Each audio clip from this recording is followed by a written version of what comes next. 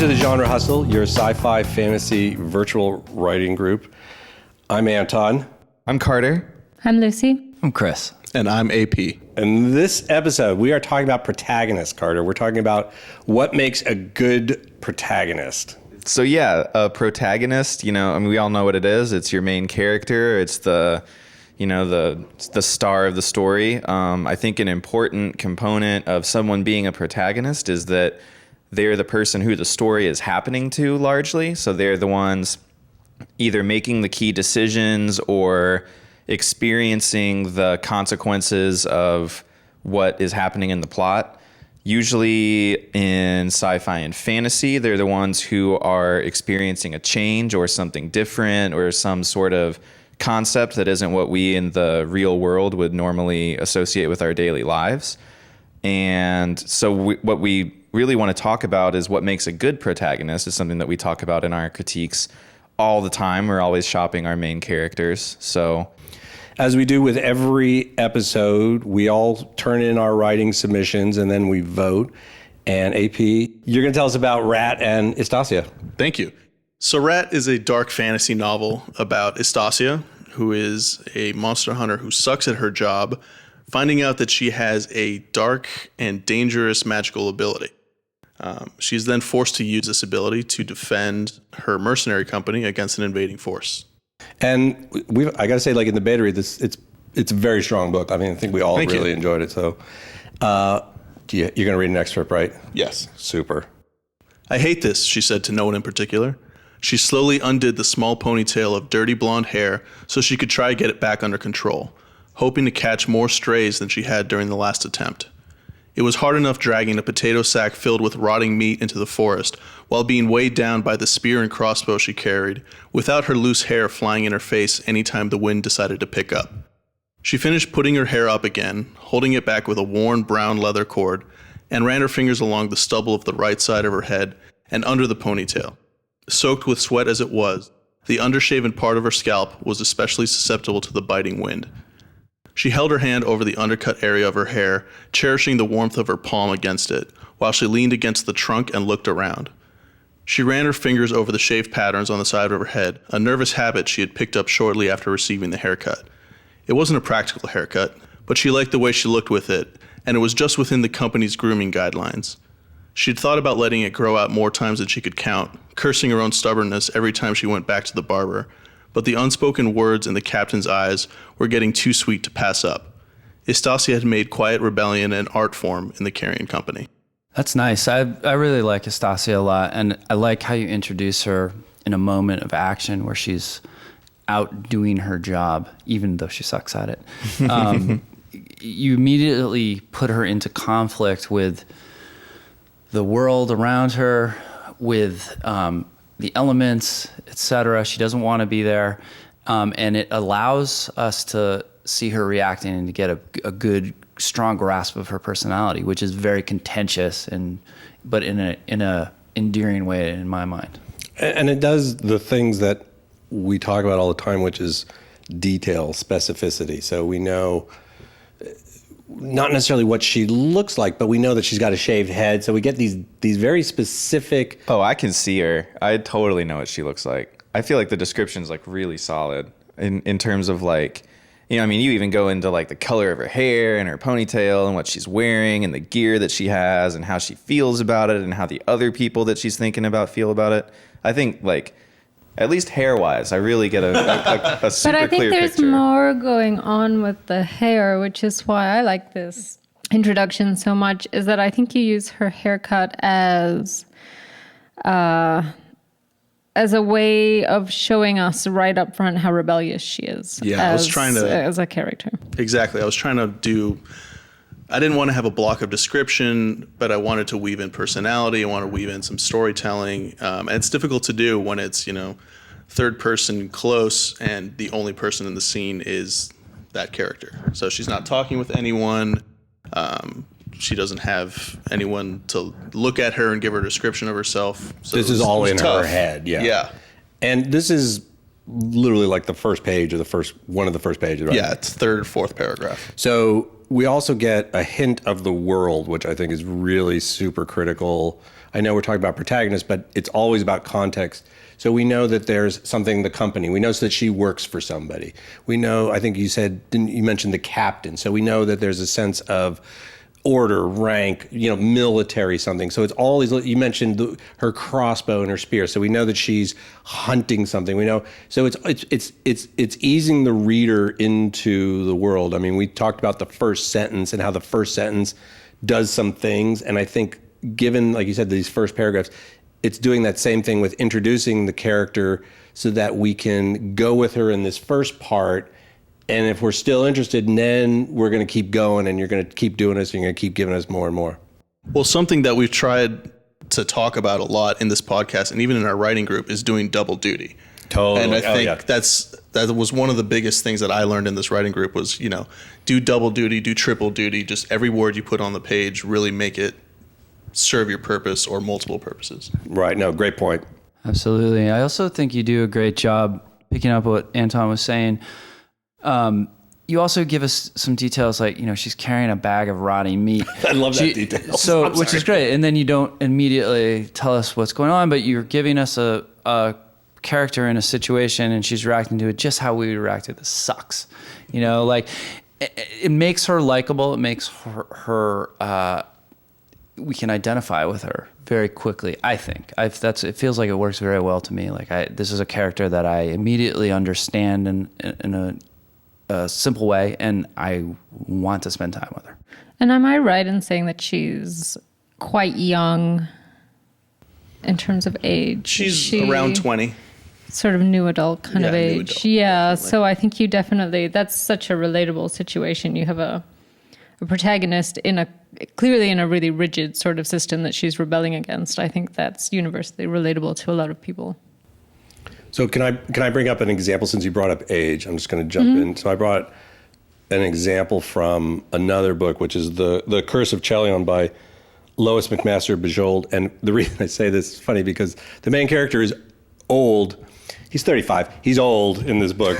So old. I know. It is funny. It's funny. It's horrible. It's funny. So the Curse of Chelion is about this character, Kaz, who he begins the story. He is, like I said, he's old, but he's also just destitute. He literally steals a cloak from a dead guy at the beginning. All he wants to do is get back to this house that he had met once in his life so he could die in a warm place. I mean, this is a character who, I hate to say it's relatable, but there's something to that, But the point is that in full disclosure, the story to me is melodrama, and I'm not really in it, but I read this whole book because of this one character. So coming back to this whole thing of what makes a strong character is this is a person who there's a flame inside of them. There's a spark. There's something they have to get done. And we always talk about want versus need.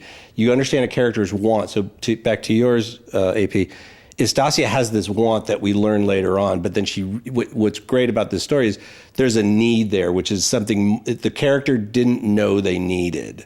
I agree. That's important. I have a counter example of a character that I like who really doesn't have the same sort of drive and need. But so I'm talking about Arthur Dent from The Hitchhiker's Guide to the Galaxy. So for me, and this is a different type of book, it's a comedic novel. So you might be looking for sort of different traits from a protagonist, but to me, he works because he's an everyman. He's literally in his bathrobe when the world ends, and he's thrust into a situation that he's not prepared for. He's, again, a character that we can identify with on a lot of levels. I also think that he has his moments where he sort of reacts, like where he kind of takes the reins a little bit. Right. Can I say? Protags. Yeah, he protags. He protags, yeah. It just occurred to me, this is the second example you brought up where a world gets blown up in the very beginning. That's all I like to read. Robots and explosions. It was exploding. Anyway, I'm sorry, that just occurred to me. I think A Hitchhiker's Guide is a great example, but you're right, exactly. Like that's a character where he's reacting the whole time, but because most of us like him, most of us like this story. I'm laughing. 4 out of 5. I'm laughing because Lucy is not as big a fan as the rest of us. What? Well, sorry, Chris, but one of my major problems with him is that I felt like he was extremely two-dimensional as a character. And just because it's comedy, I don't think it necessarily has to be that way. I felt like his inner world was very dense in a way. There wasn't too much going on there. And I felt like the story was just continually happening to him. He was never actually pushing the narrative forward himself. And I actually found him like really boring to read. Yeah. I know I'm You're on my convincing own. me. I know it's a beloved book, but You know, that's a really good point, though. I think that it is important that you have, at least at some point in the book, you have to have like what we call a turn, right? Where the main character stops reacting and starts actually driving the story. And I'm not sure if that ever happens in Hitchhiker's Guide. It's been forever since I read/watched it, but it's sort of almost just he's taking a tour through all this crazy shit that's happening in the far reaches of the galaxy, right? Yeah, but I mean, and that's legit. I mean, obviously that book works for a lot of reasons. I mean, yes, it is funny. And yeah, I mean, as far as protagonist, he's probably not the strongest example in terms, I mean, last time we talked about Katniss from Hunger Games, who is probably the opposite. I mean, she is protagging off the charts in that book. Whereas Whereas in Hitchhikers, yeah, he's not. He is reacting. Yeah. Whatever his fucking name Whatever is. his name is. I started to think about Neuromancer, and I got confused. So He's carrying a towel. What more do you he need? does. No, but at the same time, I guess where I'm going with this is it comes back to relatable, and I think this happens with Rat with Estacia, where even if you don't like the character, and if there's something there, so this is in Hitchhikers, the earth is literally blown up. The guy has a towel and he's in his bathrobe, and everyone's like, oh yeah, Mondays. I mean, we've all kind of been there, right? I mean, we've all had these like horrible things happen to us, and then it just goes downhill from there. And I think in your book, AP, Estacia has a lot of that, where she is behind the eight ball for so much of it, but what I really liked about it was she is always fighting against it. She's always like, okay, I got to get over this. I got and I'm always talking about characters have to have obstacles to overcome, and I think that's huge. Yeah, and one thing that I really like about Estacia is that her obstacle a lot of the time is herself. It's just like she starts out, you introduce her as being somewhat incompetent, and she's also not super invested in her job. She's thinking about running away. She likes to torment the guards as much as she can, and she has all this like internal conflict about her situation, which I mean, having like read your outline, I know that you do a lot with it, more than we heard it in just your excerpt. But I think that it's interesting to me when I read characters that are struggling with stuff internally as well as externally. So, I mean, I want to see him drive the plot. I want to see him making decisions that have real consequences that they feel, but I also want to be able to relate with like what's going on in their head, especially in like close narration, third person stuff. And one of the things that I like about her a lot is that you could read her rebelliousness at the beginning as a flaw. You're not sure yet. You don't know where that lands because you don't know much about the system that she's stuck within. So it could be that she's rebelling against something for good reasons, or it could be that her rebelliousness is a flaw within her character and something that she has to overcome. And I like that. I think that's dynamic. I think it makes you want to read more. You want to see more from her. Add some mystery to it. Yeah, I was about to say, it's that mystery of what is this world? What is this? I hadn't even thought about that. You're right, exactly. She's rebelling, but what is she rebelling against? And we learn later on that she's rebelling not only against kind of where she grew up, but like this idea of magic and what does it all mean and all that kind of stuff. Yeah. So when you guys are writing a main character in a story, whether it's a novel length or a short story or anything, what do you think is important to go into those first initial descriptions? Like you describe her outfit and her hair and the gear that she has and the bag of meat that explains the job that she's doing. I think it's really important to establish the situation that they're in very, very early on. It's no good to have a character standing looking in the mirror. You absolutely need to know, okay, here we have Estacia, she's hunting something, she's part of this company. You need to know what their situation is, and maybe even more importantly, how they relate to it. So And what they want. and what they want from it. That's huge, those right? need to come straight away. Absolutely. But I do think like in the example of Rat, you do give a lot of physical description at the beginning, but to me, there's nothing more dull when you're just like, oh, he was 6'4" and blonde hair, etc. All the physical details you give, and then we always say this, it bears repeating a lot. Double duty. They don't just tell us what she looks like; they tell us something about her, and it's important to make those choices, like what you're going to talk about, like with her physical description. And bringing back to specificity, it's not even that you do that with how she feels. She feels the sweat. She feels the stubble. Anytime you can do any other emotion, anything other than sight, it works so much better. Okay, I have a wonderful example of a protagonist that I fell in love with lately.